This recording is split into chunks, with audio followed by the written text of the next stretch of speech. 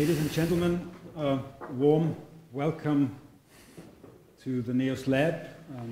NEOS Lab is an open laboratory for new politics and the Party Academy of NEOS. My name is Josef Lentscher, I'm the director here, and I'm very happy that we can welcome Professor Dr. Alberto Alemanno here tonight at the lab. It was quite a coincidence that you were just in town and we capitalized on that, so I'm very glad that you're here, and we will talk about your book, your news book, Lobbying for Change tonight, but I'm sure we'll also talk a little bit about European politics and what will happen potentially in 2019. But perhaps let me start by introducing you. Alberto Alemanno was born in 1975 in Turin. I'm not always saying the birth date of the guest, but if they have such an impressive CV at such an age, I think it's worth mentioning. So he's an academic, an author, and a political activist. He earned a law degree from the University degli Studi in Torino, LLM from Harvard Law School and College of Europe, and a PhD in International Law and Economics from Bocconi University. After working as a lawyer in Paris, he became a qualified attorney in New York in 2004, and then served as a law clerk at the Court of Justice of the European Union and the General Court of the European Union. He has been Jean Monnet Professor in EU Law at the HEC Paris since 2009, and also Professor of Law at New York University, as well as permanent visiting professor at the University of Tokyo and at the College of Europe in Bruges. He's also instructor on the online platform Coursera, where he teaches a massive open online course for more than 200,000 participants on how to engage with the European Union. As a political activist, he stood for election to the Italian Senato della Repubblica this year as candidate of the pro-European Partei Più Europa. Alberto Alemanno was named Young Global Leader by the World Economic Forum in 2015 and Responsible Leader by the BMW Foundation. He's founder of the skills-sharing community, The Good Lobby, which we'll also talk about tonight, and has developed the theory of citizen lobbying to rethink democracy in the national and transnational space. As I said, his latest book is called Lobbying for Good. Looking forward to talking with you about it. Very warm welcome to Alberto Alemanno. Thank you, Joseph. As with everything, we're live streaming as well, so a warm welcome as well to the people at home, and we're recording. So, Alberto, let me start by asking you, lobbying for change. Now, lobbying is, of course, quite a word that's often polarizing, and you actually write in the book, it may be the second oldest profession in the world, and it's mostly it's probably the most widely misunderstood. So what do you mean by that? Why did you pick the term lobbying for change?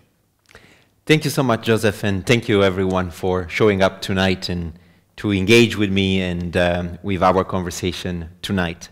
Why writing a book entitled Lobbying for Change? Well, as you correctly pointed out, lobbying carries a very negative connotation. And when you oppose the term lobbying to the term change, you're clearly creating something that might look like an oxymoron. How is it possible to actually lobby for change? Aren't the two terms somehow contradictory? Let me unpack a little bit this idea by asking you a very simple question, asking you how many of you in this particular historical moment are concerned about the state of democracy, about the state of the world. How many of you are concerned?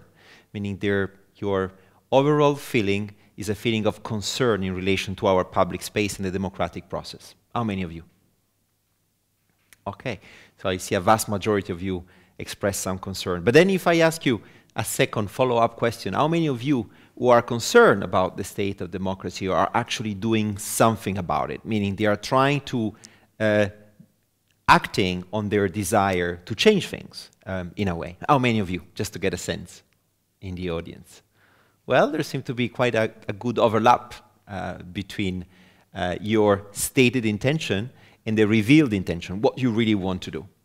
Well, you're not very representative, let me tell you, of society. This community tonight is not very representative because we know that in reality, most of the citizens today feel incredibly powerless when it comes to their ability to change the system. This is quite unprecedented, meaning that in the history of democracy, there have been few instances in which the mismatch between, let's say, the desire for participation and the ability of political parties and the democratic structure to capture such a desire has been so significant and so apart. But now is happening. It's happening more and more often. We see at the global aggregate level that the turnout for elections is going down at the really global level. But at the same time, the interest for policy, for public policy, for the rules of the game, shaping the quality of our life is actually increasing. So this phenomenon, which is in a way a bit paradoxical scenario, is really opening up a space of opportunities for citizens who have this desire for participation, but they don't necessarily know how to get there. In this space, if you think about it, is exactly the space that exists in between electoral cycles, between one election and another election. Under representative democracy, we always believe, that's what we have been taught, we need to, as holder of sovereignty, to give our vote, to give our trust towards the representatives who are going to be elected. They're going to convey our preferences in the political process, and in this space, in between elections, we can just do our job. We can go back to our family, we can go back to our space, to our comfort zone. That's the logic of representative democracy, historically. But obviously, this model is no longer in line with the zeitgeist, is no longer in line with our expectations as citizens. We cannot afford to forget about our politicians and our representatives because the policy cycle is going very fast, the news cycle is going even faster, so we want to get close to them. So how can we do that? How can we inject some participation in the representative process?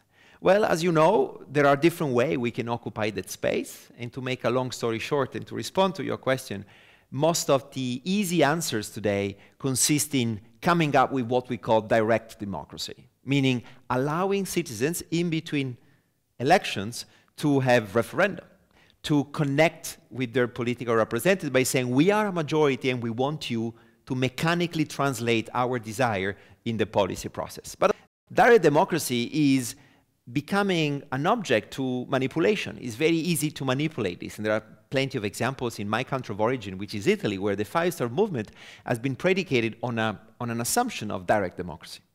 The hypothesis and the model that I've been trying to develop is really finding its room in this particular space, and is currently arguing that instead of creating direct democracy, citizens should be allowed to participate in the policy space.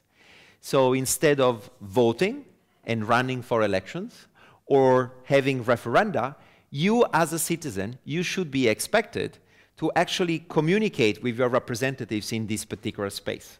And this is the space of participatory democracy. And that's what I provocatively call citizen lobbying. What is about?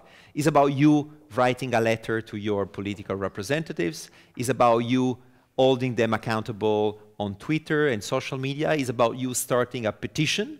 It's about you sharing an idea with your political representatives who are nothing else but political entrepreneurs. And now I borrow from your ideas. And citizen lobbying is really about connecting us, the electorate, with them, the elected, in this particular space so that we can co-create on a daily basis which are the ideas, the programs, the priorities that the political process should be susceptible for. If we get this right, representative democracy is going to be improved, it's going to be fixed, because participatory democracy is complementary to it, it's not antagonistic. Together, participation and representations, they do convey what are the preferences of citizens, what are the preferences of a society, and they make the democratic process much more in line and attuned with what is happening outside there. So lobbying for change might sound as an oxymoron, but in reality is already a picture of what is happening in many political movements and parties who already realized that they cannot not only ask for a vote and then forget about their electorate, but they need to continuously interact with their citizens who are increasingly willing to engage and to contribute and to share ideas with their political representatives and political entrepreneurs. In your book, you bring up some examples of people you would call citizen lobbyists. One of those would be an Austrian, Max Schrems, who you say is a citizen lobbyist. Now, what makes Max and the others you cite as an example, what makes them citizen lobbyists? What did they do? What did they get right? Well, a citizen lobbyist is anybody who starts engaging with the policy process by picking up a battle and saying, well, I have an issue, I have a problem, and I'm going to fix it. And these individuals are not driven by money. Nobody pays for them, so they're not corporate lobbyists. They do this without a salary. They do it because they believe in such a cause, and because they have the ability to identify that issue in which there could be a systemic change. So Max Schrems is somebody who, when he was a student, realized that what Facebook was doing in collecting our data and transferring them across the Atlantic was probably not compatible with the standard of fundamental rights we have in Europe when it comes to handling of data. So what he did was, first of all, to draw some attention by the media, that's what you should do, to crowdfund his campaign, to get some support, to connect with like-minded individuals and organizations, and then to get this started. And you know the story, I don't have to tell you. But what Max Schrems did in relation to the, let's say, that particular space is much more significant than what civil society organizations have been doing in that space for much longer. So he had an incredible impact to the point of shaping up not only the case law of the Court of Justice, but more importantly, in shaping up the GDPR, the General Data Protection Regulation, meaning the policy process that had to revise on a very old directive, Directive 95, that was not necessarily up to the task, and therefore has been an incredibly influential actor, an incredible catalyst in framing the terms of the debate by making European citizens more aware about the flaws of the pre-existing model for the data protection when it comes to the transfer, but well beyond it. So people and citizens became more aware. The fact of being a citizen, a young student at the time, also played a positive role. And political representatives, some of them have also been sensitive to his ideas. And they realized that that's where society was. So in a way, Max had the thermometer at the pulse of society in a much better way than political representatives in this country, than political representatives in Europe, and many civil society organizations.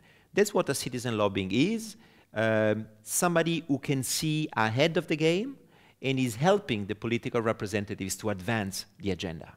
You also were involved yourself in one case, which was the abolishment of roaming fees. How did that happen? How did that come about? For me, an epiphany of citizen lobbying occurred when teaching my students, I realized my students had this kind of vision, this kind of ability to see what's next. And I remember in this class we were discussing about several issues, about obstacles still existing in Europe. At the time, borders, they didn't exist because we are talking about 6-7 years ago, 2012. And I said, well, think about what we could do in Europe to actually increase our integration, what we can get rid of. And some students said, well, we don't really like to receive this little text message telling us that from now on, when you cross the border, we're going to receive, when we make our call, we're going to pay more. And they really asked me why. And I said, well, this is exactly what Europe is doing. It's protecting you because they inform you that you're going to make such a call. But they said, well, if you really want to protect us, we should not have any charges. And I said, yes, that's exactly what you should do. From 2009 onwards, 7 citizens coming from 7 European countries can ask the European Union to start a new policy. So what my French students started with other friends across Europe was a European citizen initiative, the first one, who asked the European Commission to adopt a policy that would have phased out and stop international roaming charges. We didn't collect the signature, but the only fact of identifying that policy issue and get the ball rolling has been influential enough for the commissioner who was already working on the issue, for the industry to realize that this policy would have probably, these price charges would have probably been squeezed at some point. And this started, and it took, a few years, and, I have a Spanish SIM today in Vienna. I'm not charged, and I won't be charged if I make a call, if I receive a call. This has been an extremely important battle, I think, which is often confused and instrumentalized, especially in the Brexit debate.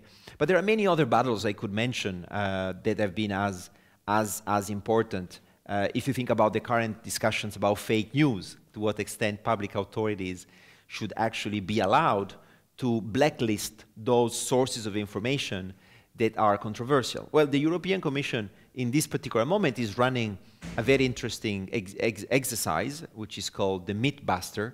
On a weekly basis, they report all these fake news. But the problem is that if they enlist you as a blogger, you as a writer, you as a journalist, in that list you might suffer a very important reputational damage. So we realized last year, by asking some documents and some information to the Commission, that there's no methodology to define what a fake news is, and there's no possibility for anybody of you who might ended up on that list to get somehow changed your enlisting, which might, again, cause some reputational damage to you. So we got this battle started. And more recently, if I mention the citizen lobbying battle of last week, we decided, together with several organizations and citizen groups, to use a very unknown, little-known procedure that allow a group of citizens, that's what the regulation says, to ask the European Parliament to verify whether the European political parties are still complying with European fundamental values like rule of law or principle of dignity and others. And we decided to direct this request to the European Popular Party because we believe that the lack of action in relation to Fidesz, which is one of their members, the ruling party in Hungary, would have raised some issue. So these are citizen lobbying battles, very different one from another, but all sharing a similar features. So the fact of identifying an issue which is salient in society, using tools that might be unknown, but they might actually work, mobilizing actors who have a similar kind of sensibility, and then just trying and get the media with you and perhaps some political actors. The final one that I think is worth mentioning comes from two young Germans, Martin Speer and Emmanuel Vincent, who decided 2 years ago to present a crazy idea to the youth organizations who gather in Strasbourg. And they said, we are going to get free Interrail tickets for all Europeans when they turn 18. So when you turn 18, you receive in your mailbox a free Interrail ticket that allows you to travel for 2 weeks across Europe. It sounds a crazy idea, but the only fact of conveying it allowed them to get this idea on the news, and a few political leaders, including Manfred Weber, liked the idea. And they've been basically campaigning for such an idea. In the current multi-annual framework, basically the future budget, the Commission and the institutions are negotiating now, they decided to set aside 700 million euros to actually make this free Interrail program a reality. This is also a citizen lobbying, meaning non-European politician would have dared to start it, but since the two students got it right at the beginning, students became activists, these are activists, people working in the civic space in Berlin, this became a reality and now is spreading. It's spreading as an idea, but also as a model that anybody in this room could follow to solve his own issues or the issues of his own area, can be a city, can be a village, and feed this mechanism into a political party you might feel comfortable with, or not, is your choice. All these examples I mentioned, they didn't start within the political sphere. They all happen at the very grassroots level, but then they've been somehow politicized, or let's say, politics made a difference. You already touched upon the steps. You presented 10-step guide to citizen lobbying. So can you give us an idea of kind of what the sequence of those steps is? Yes, I think the methodology that I develop in the book is based on the experience I gained over years, which has been used by my students, which has been used by many NGO, activists, advocates, different kind of organizations ranging from LGBT to animal welfare to social justice and human rights and consumer rights. And the basic idea behind this 10th step is to ask yourself, what keeps me awake at night? What makes me tilt? What do I care in life? What I'm ready to fight for? And once you ask this question, is already a very healthy process because you start questioning yourself. If I care so much about LGBT rights, why I'm not doing something about it? And once you identify this issue, which might be climate change, which usually is a big thing, or discrimination based on gender or sexual preferences, whatever, once you ask this question, you're already into the process. And the second step is do your homework. Find out who is active in that area. Who are the organization working on LGBT in your city, in your country? Who are the political representatives who might have an interest to meet you and to discuss? Who might be those actors who actually are really against you? So the third step is the mapping, the stakeholder mapping. Who are those against you? Who are those in favor of you? And those in the middle. And what is the relative weight? They might be very powerful. They might be like a big political party, or they might be a big multinational, big company, or they might be a student organization. But they might be very favorable. And once you have this stakeholder map, well, you're going to be able to identify your coalitions and to set up your coalitions. And once you have all these elements, well, you can draw what we call the advocacy map, meaning what are the avenues that allow you to reach there. So the example that I always get in all these workshops I run across Europe is the typical student or young person who said, climate change is my issue. You said, okay, but how can you make a difference there? You said, well, you know, if your employer or your school is going to switch from plastic bottles to a carafe, like this one, well, this is going to have a positive contribution. Why don't you do it? So you reduce your ambition from solving climate change to giving your contribution, and you start a campaign saying, well, in my employer office, might be the Vienna office of a bank, I don't know, Raiffeisen is a big one, and then to say, well, the next step, if I convince one little bank retailer here, Raiffeisen in Vienna, to move from plastic bottles to this, well, perhaps then it's going to be all the retailer banking in Vienna, and then it's going to be in all Austria, and then it's going to be all Raiffeisen group.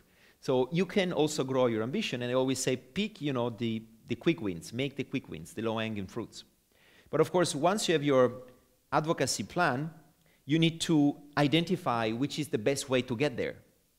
So is it about writing an op-ed? Is it about crowdfunding for a particular campaign? Is it about public awareness? Or is it about shaping this into a policy? Because we could even mandate today companies to switch from plastic bottles to this.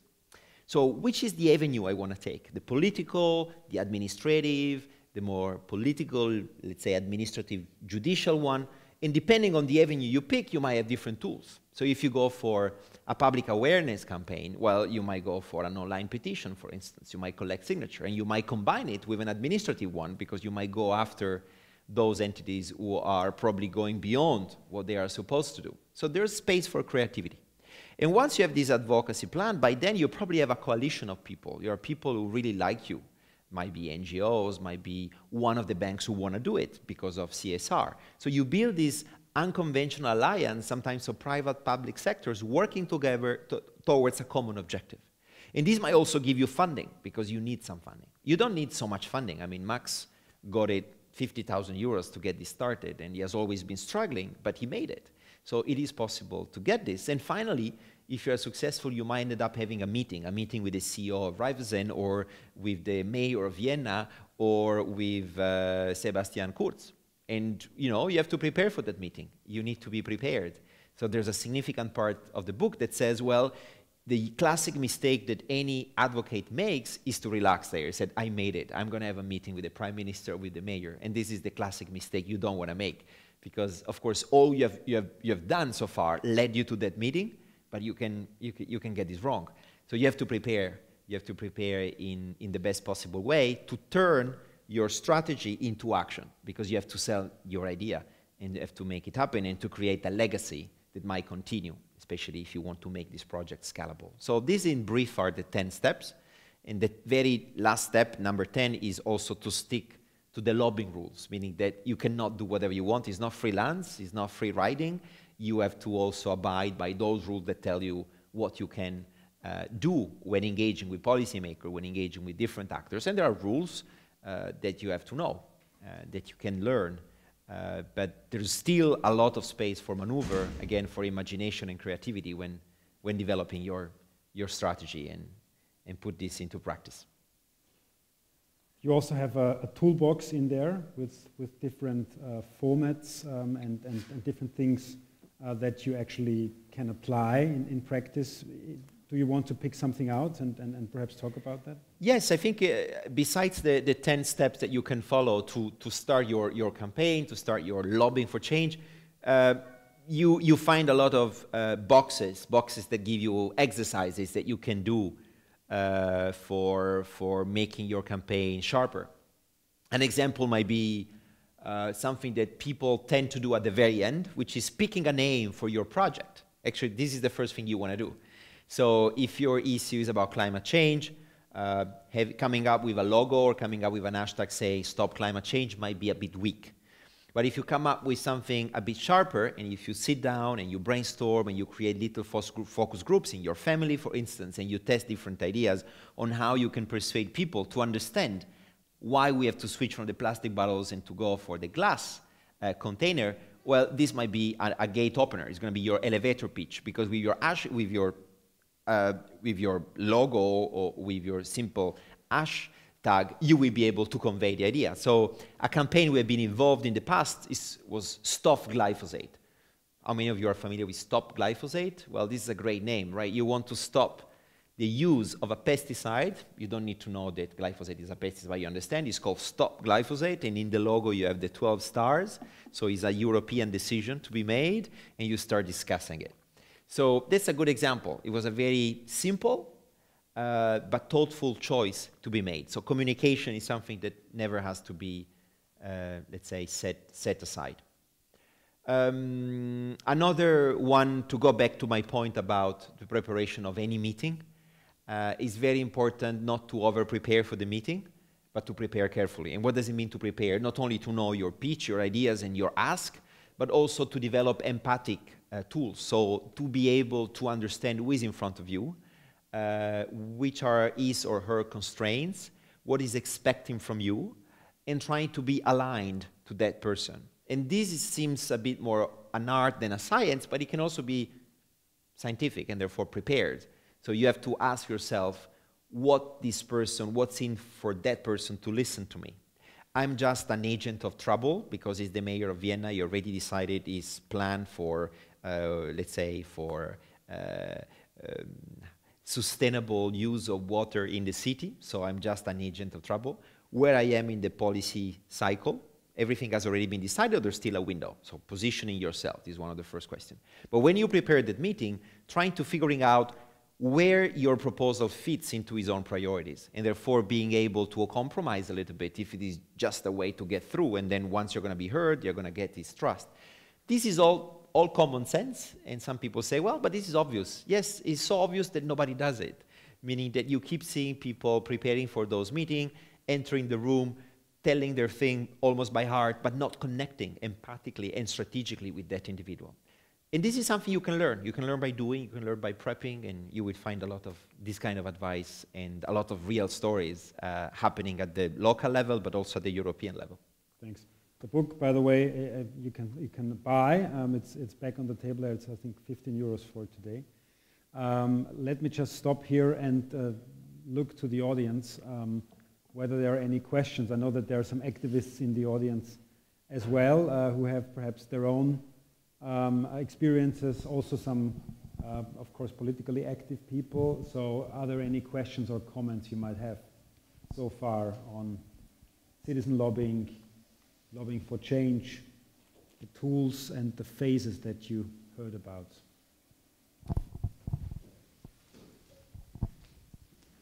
Hello, my name is Max. I'm working here at the lab, and we are always considering how can we involve people, yes, how can we get people that they want to do something, and what I see as a very big challenge is to find the second person, yes. Yeah. The first one, yes, you have your thing and you say that's really important, but then you're running around and try to find a second person, yes.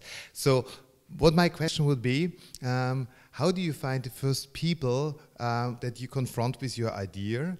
I also assume that very often your idea that you have personally is not ready yet, yes? It needs some confrontation with some other people so that you shape it, yes?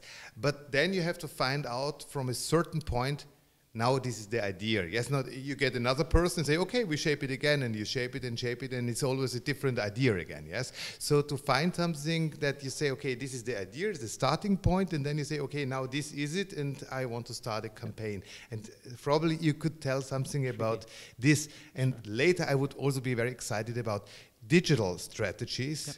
How you see this, how important it is, and how much know-how you should have to accompany whatever you're doing in the internet, etc. Yes. Yep, fantastic. Thanks a million for your question. I think you put your finger into a very sensitive point. Many people feel very enthusiastic about their idea. They're willing to share it. And today, because of the use of technology, it's much easier than in the past to convey your idea. So potentially today you have almost an unlimited number of individuals who might buy into your ideas, but you need to communicate that idea right.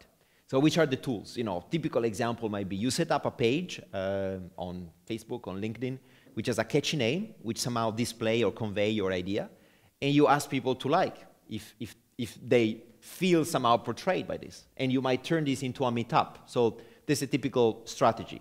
You convey, so you convey the message, the word. Facebook page might be an example. You can do it differently, but this is the right way, or LinkedIn if you're more LinkedIn. And then you move this, the online, you capture it on the offline with a meetup. So you don't need to use meetup, but the fact of saying, hey, I have 12 likes, I tried to send a message today, I said, why don't we meet there? Of course, geographically, this might be a challenge sometimes, if it is really a big thing. But I always tend to say, work locally. Try to find a way that this might be started locally, the way in which you pitch it, right? Because you have to be realistic. If you do this physical meeting, you will have the chance to refine, clarify, and crystallize. I'm very sensitive to your second point, the crystallization, because otherwise the risk you're going to have this open forever. You need to crystallize and to give tasks among this group of people who, at the end of the day, they are all driven, and we don't have to be afraid about it, by self-interest. So for too long, we thought that activists were idealist people, people who believe in big ideals. Fine with it, they should have big ideals, but we also have to understand that in today's society, to get people number two, you need to also leverage on self-interest, meaning that the people should find something in for what it's doing. And this is important. It's important because you can draw people to you in many different ways by trying to show that there's something in for them. They're going to learn something about it. They're going to put it on their CV. They're going to show to others how engaged they are. So let me prove this point to you. How many of you ever signed up for an online petition campaign? Avaz, change.org, okay, virtually everyone. But how many of you have actually followed up on that signature? So I've tried to find out what it actually happened after I signed up. How many of you, of those who have signed? Probably a minority. Probably a minority. We are a minority. I don't always do because I sign too many things. So I'm also part of this process. But this tells you that at the end of the day, even the causes, even those campaigns I sign up for and I believe in, I'm not necessarily involved till the end. It's very important to realize this when it comes to the dynamics of motivational dynamics that bring you. That's why going local, moving out of online as soon as possible, and to crystallize, and then back to the online again, into this online, offline is a nice way to balance this problem that you have underlined. You've also founded an organization called The Good Lobby, which is an advocacy skill-sharing community to support lobbying, citizen lobbying. What is it about? What is The Good Lobby? Yeah, The Good Lobby is a community, is a non-profit organization based in Europe. It's a pan-European organization whose objective is to demystify and to democratize participatory democracy, meaning lobbying. So we want to convey to a greater number of people that they can talk to their political representatives at the local, national, and European level. And we try to make it simpler for them by translating proposals of legislation which are unreadable, even for lawyers, giving them the tools and the avenues for participation, and bring them in, giving them an exposure to do this. So The Good Lobby today is a community of around 10,000 people who are subscribed. They're a member of our newsletter. Then went out today, started off as a volunteer-based organization. Today is professionalized. We keep growing. and we keep operating across European countries from the bottom up with workshop on advocacy, where we meet in average 60, 70, 80 citizens in Vienna, in Bratislava, in Lisbon, in Helsinki, and we give them this experience of being citizen lobbyists during 3-4 hour workshop, and to give them the tools. We met them online first. They give us the causes, the project they want to work on, and we pre-create clusters. So the 3 or 4 in Vienna are going to be working on the plastic bottles. Those are working on a big project on animal welfare. So we take full advantage of the time together, and then we let the project go. And very often we strengthen those projects by connecting those citizens and NGOs, civil society organizations, with pro bono volunteers, meaning the pro bono lawyer in Vienna was an expertise in this kind of administrative stuff, how to sell this to the Vienna Council, or to the pro bono webmaster who might do a nice web page for you.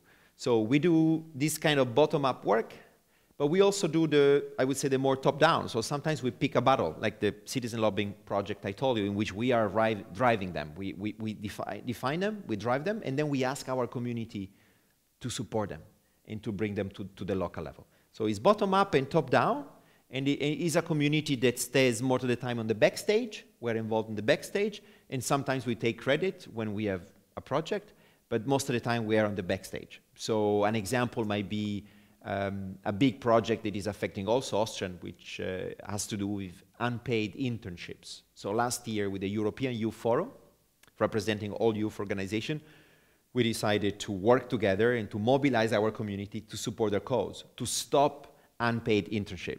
And we decided to go after Belgium because it's the worst in class. 60–70% of the young graduates work for 6 months for free before getting a job. So we went after them, and if this campaign, which is a collective action at the Council of Europe, will get it right, well, all European countries, 40 plus is Council of Europe, so beyond the EU, will have to abide by these rules. So the impact is quite big. So there is some draft work, there is some campaigning work, there's work for everyone, basically, all across Europe. Would you, sorry, there's a question. No, please, I can wait. You have given examples for these citizen initiatives which are very meaningful. We all would agree they are very helpful for democracy. But what do you recommend for initiatives which are not at all meaningful, which could damage democracy, damage human rights or whatsoever? Do you recommend to make another initiative opposing it, or should we rather ignore it? Because if we oppose it, it might be that they get stronger, actually, because there is opposition and discussion in the community. Or should we rather ignore it? What's your recommendation? Thank you very much for your question, which is so important. It really goes to the heart of this toolbox, because these avenues of participation, these possibilities of engagement are open to everyone. Those who are well-intentioned and those who are badly intentioned. They can be used for both. And this is kind of inherent to any democratic process. We are opening up decision-making. We're giving the chance to many more actors to get involved. And if you think about the European Citizen Initiative, we can already see examples in which, for instance, the possibility to reduce abortion rights has been going through an ECI. It didn't fly, so there was no need to counter that ECI, meaning that this initiative didn't manage to gather enough consensus at the time when it was started, but there is such a risk. So my answer to you would be, this is inherent to the democratic process. It is already happening, meaning these tools have existed for long. They have been used a lot by those badly intentioned, probably more than by those who are positively intentioned, so it could not get very much worse. But by learn how to use them, we're going to be able to counter them when it's needed, or to simply let them go, as it has been the case for the abortion rights. What I see now in the European space is a sort of timidity in using those avenues of participation. We are not engaging enough with the European decision-making. We feel institutions very far away, but this is, in a way, wrong, meaning that from an empirical perspective, European institutions are much more responsive than what national, even local authorities are. Because the rules of the game have been framed in a way that if you send a letter or an email to an official working for the European Commission, that person has to get back to you within 15 days, which is a very short period of time. If it doesn't, it's going to be sanctioned by his head of unit or her head of unit. So we have these mechanisms of consultation that are there, available, but it took us 6 years to get basically 50 ECIs registered, which is very little. Out of 500 million citizens, we got 50 initiatives. That's very little. Public consultations, complaints to European Ombudsman, ECIs, petitions to the European Parliament. Each of us can introduce a petition to the European Parliament in order to invest them with an issue that we think we don't feel comfortable with. We are not using this petition. We don't even know the name of our member of the European Parliament. Only a tiny minority of Europeans know their names. So how can we engage with them if we don't really know the names, their identity, and the basic rules? At the local level, these tools are also in existence, and we are not using much more because the trust is much higher, so it remains much more superficial. But those tools are important, and I don't want to appear too instrumental. My message is often, and I close on your question, which is so important, that at the end of the day, the process is much more important than the outcome. So the fact that citizens get involved in those tools, it already carries a huge learning experience for them. And there are several thinkers like Max Weber or Luhmann, the German sociologist, who said, well, at the end of the day, the process is really a source of learning for every citizen. You're going to become much more humble vis-a-vis the trade-off that politicians have to do. If you have been involved in a very tough discussions about LGBT or, I don't know, non-conventional oil, which is a big thing, like shell gas, should be used, should be extracted or not. If you as a city are involved in those campaigns and you've started them, well, you're going to become so close to those trade-offs, which is what are the pros and the cons, you're going to become more respectful for your political representative. You will understand the reality of decision-making and representatives. So this can be a very important learning journey for anybody who gives some time on those by cutting off a little bit their time on social media or time they invest on activities that are not as rewarding as those. Regarding representative democracy, you are often quite critical in your book about the state of representative democracy. Yet you ran as a candidate for Più Europa in the Italian election this year. How was that experience for you, coming so close to the representative democratic system? And perhaps we can then move further to kind of the situation in Italy and how you see it. Thank you, Joseph. I think representative democracy is there to stay. Representative democracy is evolving rapidly, not rapidly enough, because it's still not matching the evolution of society. Very often we perceive the political system as just 20, 30 years older than where society is. So we need to catch up. Why representative democracy is still important? It's still important because also, if you buy this model of participatory democracy, we still need people who are full-time dedicated to that particular job. They are the belt, the transmission belt between civil society ideas, organizations, which are by definition part-time, or what they're discussing is something you do part-time, and the political process. So we need them. Having said so, when the opportunity arose for me to act as a wannabe elected or a potential elected, well, I didn't withdraw. I said, well, I'm going to learn. I keep saying that the process is more important than the outcome. I don't think I will have many likely to become a senator. Perhaps the contribution I'm having as an academic and as an activist is greater, but I'm going to try. I'm going to be exposed. And it has been a huge humility lesson, meaning I realize how difficult it is. Being elected or being only a candidate means to study, means to prepare, it means to engage, it means to be empathic with many different categories of people you don't necessarily encounter because we live in very polarized societies in which you keep bumping into the same people, but if you're on a campaign trail, you meet everyone. So I've learned a lot, and I think many more people should run for office because it is so key, again, to become aware of the inherent difficulties of being a good representative. What really drove me to that decision are personal reasons related to the fact that I'm an Italian who left Italy when I was 20 and now I'm 43. So it was a way also to give back to my country. It was a way to defend European values that I felt being threatened in March. Now they are much more threatened because those people who did 17% like the League are today scoring 30%, and they're going to be running Italy for some time. But I also felt that I wanted to show that it's possible for somebody in civil society like me, who is pretty independent, meaning that I don't carry any membership to any political party, to actually give a contribution that was constructive. So I interpreted my role as a candidate as a translator. I was translating the terms of the debate for elected by saying, what you have to do is to vote, not to vote for me. Vote. Vote because it's important. These are the terms of the debate on social justice, on the economy, on the environment. So I turned myself into a translator, and that's something I feel very comfortable to do, to popularize, to demystify a lot of stories that the media very often spin instead of unpacking. And that's what I feel more comfortable with. And I ended up to be the most elected in my European list. So I also had this personal satisfaction of being the one who got most of the vote. But of course, there were only 2 seats available. I ended up being the 4th. So the most voted within my party, but not in absolute level. You touched upon the situation that Lega is now the most popular party, and the Cinque Stelle is somehow, well, battling internal conflicts and seem to be weakening.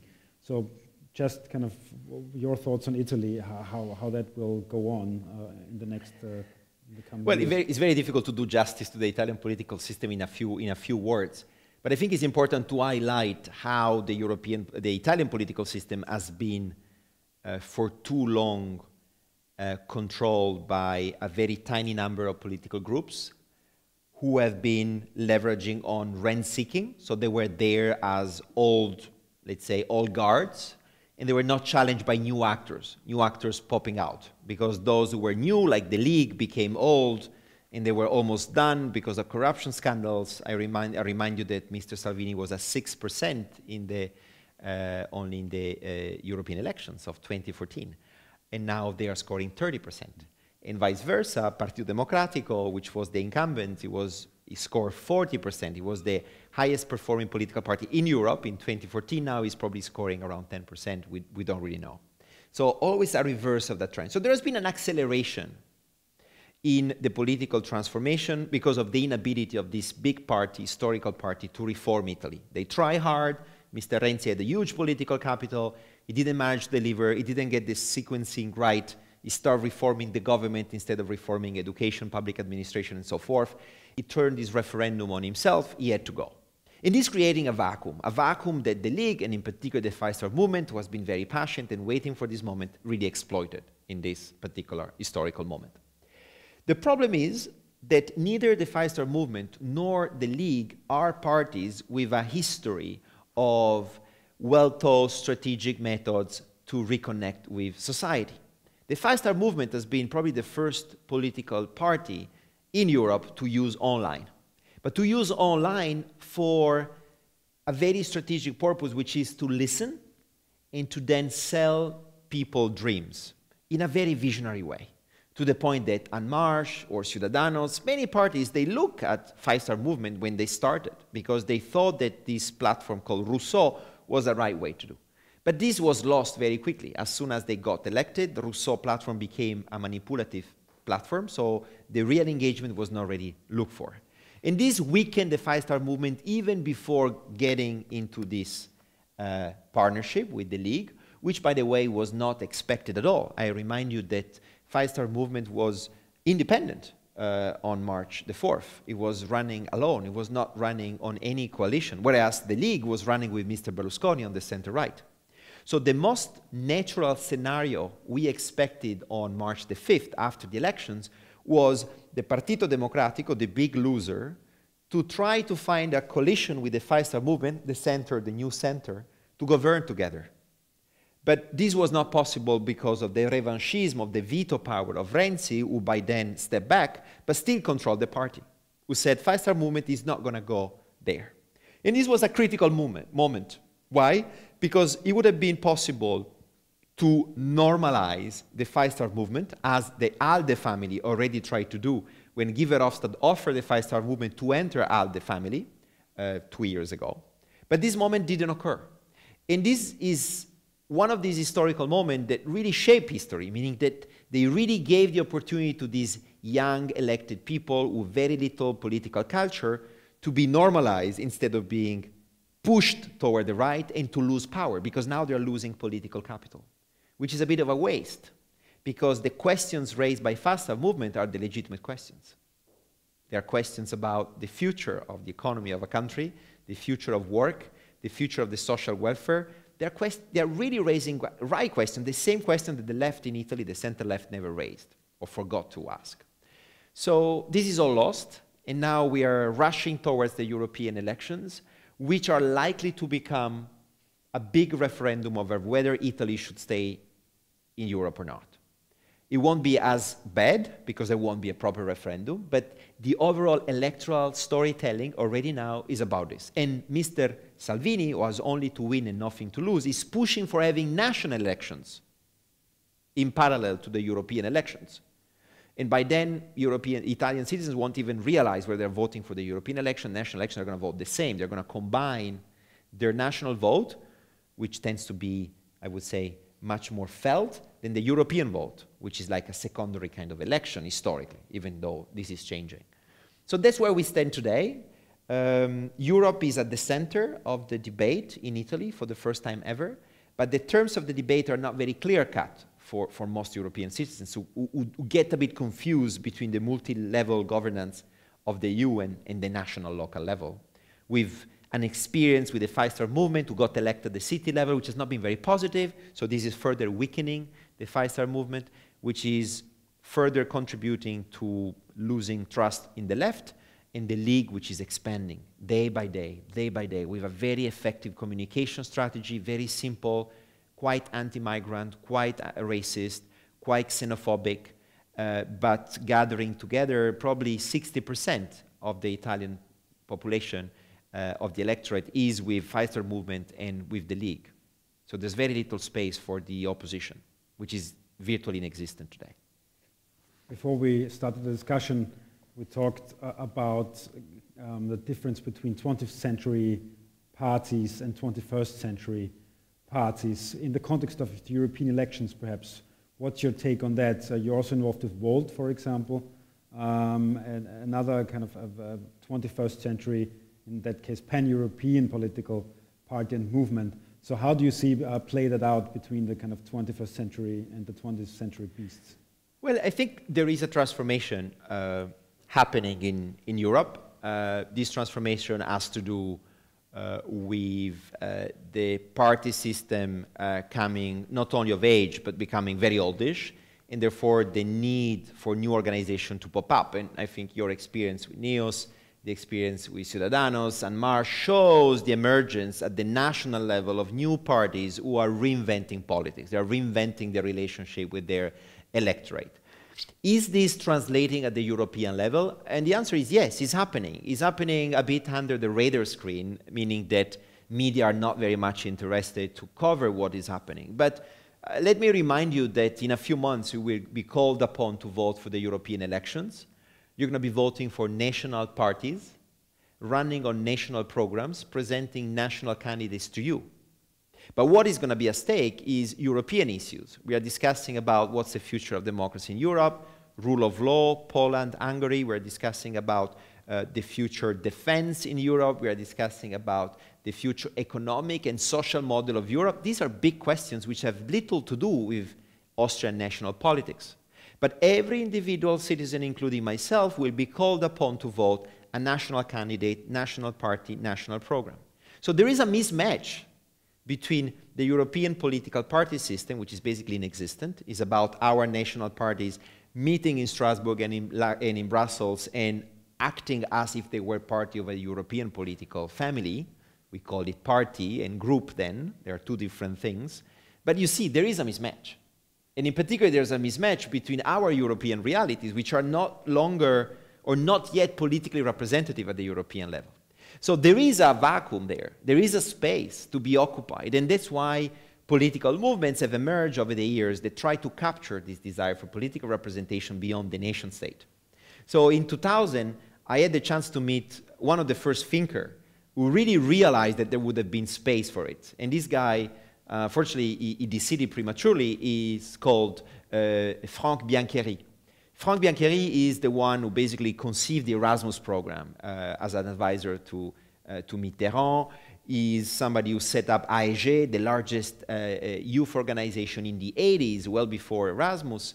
And this guy already in the year 2000 was saying, well, the future is a pan-European party. We need to create NEOS for Europe. We need to create a movement that we be able to share a political program for all European citizens and capable of presenting itself in front of 500 million citizens saying, I'm your political representative. And in the year 2000, it sounded very far-fetched, but very fascinating for me. I was a student, I was 20 years old, and I said, wow, that's a great idea. And then in 2006, 2007, we start preparing 2009 together with Franck, and we set up a pan-European party called New Europeans. And Europeans had this ambition to run on a one program, one list of candidates, switching one another. So I was supposed to run in Luxembourg because I was living in Luxembourg. Frankie was running in the Netherlands. The Dutch were running in Germany. And this was the initial debate. And if you think about it, this in 2009 was incredibly complicated to explain to people. They didn't get it. To the media, they didn't get it. And more importantly, there were so many obstacles, which are still there, about registering political parties and running candidates across countries. So as an Italian living in Luxembourg, I had to prove to be a resident for 10 years in order to be a candidate. So I was not eligible, despite my European citizenship that says I should run everywhere. And these obstacles are still there. So it will be complicated. But these experiments are replicating now. Okay, so probably the most visible, because it's the one that started, is Yanis Varoufakis. Yanis Varoufakis said, I'm going to start a pan-European movement called DM, now recalled European Spring, that will develop and co-create political programs all across Europe. They registered this party, DM25, in Portugal, in France, in Italy, in Germany, so forth and so on, I guess in Austria, and they start co-creating this political program. Then you have VOLT, this youth movement, because it's led by people who are in their 20s, who are not afraid of saying they're setting up a party. But it's not yet another party. It's a pan-European party. So they are registering even more parties than European countries. They even have one in Albania. And they are extremely inspired and inspiring in their way of doing, well, we need to capture this demand for political representation beyond the nation state in the European space. But this is happening at the left, Varoufakis, is happening, I would say, in the center progressive area like VOLT, that defines itself as a progressive movement, but is also happening on the right. You have this generation identity movement, which is an extremely niche movement, but which is also pan-European. They exist in the UK, in France, where they start from, in Ireland, in Italy, and they're also communicating across the border. They're much more into the action, to make this action against migrants, stopping people, stopping migrants at the border all over the Alps, but they espouse the same kind of dynamics. Which are the common features, besides the partisan issue? Well, it's about the ability to talk with one language to all European citizens on specific key issues. So there are almost single policy issues, 3, 4, 5, big thing, but never more than 5. And to communicate in a clear manner their vision for this. So they're quite messianic. If you follow us, in 5 years' time, we're going to be there. In Europe, not in your city. Also in your city. Local and European, not the national level. So they are bypassing the nation state in order to gain some visibility. I spend a lot of time talking to all these movements. I sympathize in particular with DM and with VOLT. And when discussing, I realized they're on the right side of history. What they're doing is what is going to happen in 20, 30 years' time, hopefully beforehand. And in terms of institutional design, we could have accelerated this phenomenon if on February 7th, the European Parliament would have voted in favor of the so-called transnational list. So the possibility already now, in May 2019, for all political parties to present their candidates, not only at the national level, but also in a pan-European college. So NEOS would have run also in the pan-European college with 10 candidates coming from all countries you wanted, and to be votable by all European citizens, also in Portugal, also in Finland, also in Denmark. That would have been powerful. It would have been only for around 40 MEPs. that would have come from the 73 seats that the Brexit is going to leave behind. So, missed opportunity. President Juncker said in the State of the Union that in 2024, we should have transnational lists, but I'm not so sure that it's going to happen, because the majority of the European Parliament said, no, we don't believe in transnational lists. We still want status quo. And we can unpack the arguments pro and contra. As you can imagine, I'm a big advocate for transnational lists, not only for 40 seats, but for many more. I think there's a lack of inventiveness in the way in which we guarantee political representatives this day, and Europe could become a nice lab for testing those ideas. That is the key word. Please, Erhard. Yes. About the European Union, about the discussion now in Great Britain of making a second referendum about the Brexit. What do you think about a European-wide movement for a second referendum in Great Britain? Mm-hmm. All European political parties, or the liberal political parties, when they start a movement, we want you, British people, back in the European Union. We are all Europeans. We want you to be a part of Europe. Mm. Do you think that, especially when NEOS does start such a campaign, do you think that it would be reasonable, or do you think that it would have a chance to create really a movement, a European-wide movement? Well, again, fantastic question, difficult to unpack it and to do justice in just a few minutes. But certainly, what happened in the UK is not only a country asking its citizens whether to stay, whether to remain, whether to leave the Union. It's much more than that. It's much deeper. Because the level of Europeanization of UK citizens and European citizens living in the UK is it goes much further than just deciding whether the UK should be in or out. It's not just a legal matter. It's something bigger. When the British citizens, those who were allowed to vote, voted remain or leave, they had somehow affected also our opportunities as European citizens to actually move to the UK, to live there. And for those who are there, they are actually affected their ability to continue their life.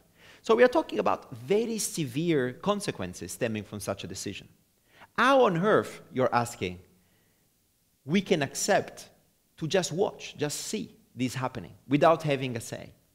And this scenario is not entirely unprecedented. When the Greeks were called upon that referendum, you remember, on the package, on the Troika package.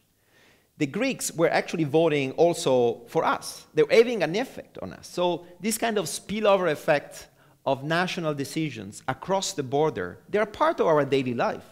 But we live in a fiction that is basically fed by our national political class, that they keep telling us that at the end of the day, all decisions are taken at the national capital, including that referendum. But it's not the case. Already now, the quality of our life chances are decided in Brussels by people who belong to governments we are not contributing to elect. But this is part of the democratic process we have created in this space. So how can we find that space? I don't think that Europeans organizing themselves for a second referendum, it is the most realistic thing. But what is realistic is what is happening, meaning 4.5 million European citizens, including 1.5 million Brits living outside of the UK and 3 million living in the UK, being directly affected by this decision. And these people, they have a stake in the negotiations. These people are making a lot of noise, and these people are behind 2 European citizen initiatives. They are collecting the signatures now, that they both try to remind the negotiators on both sides, in particular the UK sides, that there is a case for crystallizing the rights they have somehow gained. This is a good entry point. But then the second step on what's next, this is still a national thing in terms of rules. And you know, the Labour Party today in the UK had to decide this kind of very subtle line, which side to take, and basically take all sides to make everybody happy within the party. So if there should be a second say, the second say should be on what? Should we go back to the original question? Probably not. Should be rather asking a question to the UK citizens only if the House of Lords is going to reject this new agreement coming out, and asking them which options to take, meaning living without an agreement or with that agreement. And if you think about it, that's exactly what the first referendum should have been about. You remember when Cameron, 5 months before the June 2016 election, he came back to London after the Brussels meeting and said, I have a good deal. You know the paradox? That deal he got was the best deal ever. He got even exceptions and restrictions on access to welfare, basically rights, for non-UK citizens living in the UK. That's exactly what they wanted. That's what the citizens voted when they said, leave the Union. So that's the fiction we live in. That's the fiction we live in. That deal would have been the perfect deal, but it's not going to be on the table. Any other questions? Please. Maybe back to your book. You didn't mention the NGOs at all. I don't. Do I need it? Yes, because I'm sorry. people in the live stream. Yes. Sorry. Back to your book. You didn't mention the NGOs. Isn't that exactly what you're actually talking about? I mean, what I'm saying is, for example, you write a handbook for political activists. I'm a political citizen, but I'm an activist of a regular job. Max Schrems, who you mentioned, I know him. He, this was a full-time job, lobbying and getting it through. By the way, for what? I'm not sure. In Europe, a big change of legislation, but via Facebook, Amazon gets the data anyway, because in the United States there's no equivalent of this legislation. My question, for example, a recent thing that I couldn't sleep was the new legislation concerning copyright law. I see a lot of smaller artists, they innovate, they create artwork, and they don't get paid. They should get paid, but they don't. So I'm sleepless. However, I sit there and think, what can I do? And really, I cannot lobby. It's wonderful what you describe, but it's difficult to do it for me. So I would still look for an NGO. Isn't there like a power group? Yes. And thank you very much. Thank you so much. I think this is a very legitimate question, because the focus of my work is to empower the individual, to empower the citizen to somehow get interested into something and to act and to engage. But a significant part of the book look exactly at how that citizen, when looking for allies, should also look at pre-existing organizations who already do the job. But you know the dilemma of civil society organization. If you look at the literature, the problem with civil society today, and I work with predominantly NGOs, is that an NGO, to be capable to take the stance in a complex file like the copyright reform in Europe, need to professionalize enormously. And the more it professionalizes, the more it gets accepted by the political process, and the more we affect it. But there's a price he pays for it. He loses the ground. He loses the base. NGOs in Europe in copyright struggle in explaining what Article 11 and Article 13 were about, because that's not their job. Their job is to get this amendment through. But of course, the NGO should be the intermediation body, should be this mediation body between the citizens and the political process. But today, they are totally drawn to the political process more than to the citizen. So to go back to my initial idea is that we need citizens getting interested, getting excited about a particular issue, teaming up with an NGO in order to give legitimacy to that NGO action, and volunteering for them, saying, how can I help you?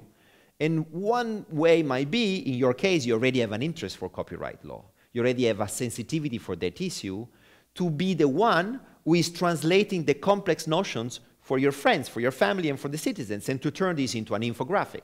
That's something that I see many volunteers doing these days. That's a fantastic job for you, because you understand the complexities, but it's not your job because you don't have time. But you feel like an ambassador for that cause. And here I explain how these individualities and these new jobs can be created on a part-time basis. Not everybody can be a Max Schrems. No, I understand. Actually, he really took it seriously, and luckily so, is making an impact. But there are many degrees within which you can find yourself as a citizen lobbyist. Even somebody who is collecting signature in the street for a cause he believes in, for me, is a citizen lobbyist. Is probably the minimum degree you might have. Or somebody who is sharing and liking on the internet. These one-click forms of participation are very easy. To me, are not sufficient to feel part of it, but it could be a way. And then to be on and off, on and off.